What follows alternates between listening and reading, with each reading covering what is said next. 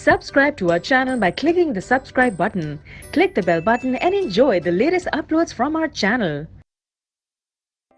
Now question number 3 on the same concept, magnetic field due to a current carrying straight conductor.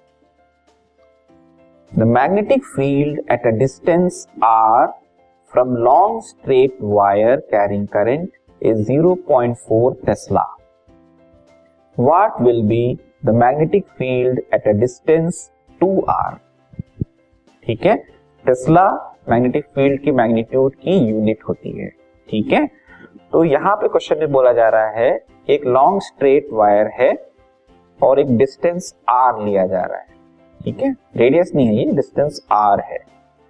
इस पे अगर magnetic field की जो value है इस डिस्टेंस पे 0.4 टेस्ला है, तो जो डिस्टेंस r है उसको डबल कर दिया जाए, मींस 2r कर दिया जाए, तो मैग्नेटिक फील्ड की वैल्यू क्या होगी. ठीक है, तो जैसा कि हमने बताया था कुछ फैक्टर्स पे डिपेंड करती है मैग्नेटिक फील्ड की स्ट्रेंथ. पहला होता है करंट और दूसरा होता है डिस्टेंस. डिस्टेंस के जो मैग्नेटिक फील्ड की स्ट्रेंथ की जो वैल्यू है डिस्टेंस पे जो है इनवर्सली प्रोपोर्शनल होती है. मतलब अगर डिस्टेंस बढ़ रहा है तो मैग्नेटिक फील्ड उसी प्रोपोर्शन में कम होगा. तो अगर डिस्टेंस ट्वाइस हुआ है तो मैग्नेटिक फील्ड क्या हो जाएगा, हाफ हो जाएगा, इनवर्सली प्रोपोर्शनल. ठीक है, so the answer is the magnitude of magnetic field produced by a current carrying straight conductor is inversely proportional to the distance from the straight conductor. पहले आपको ये चीज मेंशन करनी पड़ेगी, किस फैक्टर पे डिपेंड कर रहा है. कैसे डिपेंड कर रहा है, inversely proportional to the distance. The distance from the wire is double. अभी हमने r से डिस्टेंस क्या कर दिया, 2r कर दिया.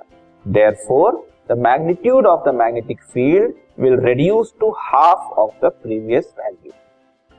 डिस्टेंस डबल तो मैग्नेटिक फील्ड की स्ट्रेंथ जो है वो हाफ हो जाएगी. डिस्टेंस 3 टाइम्स तो ये 1/3 हो जाएगा.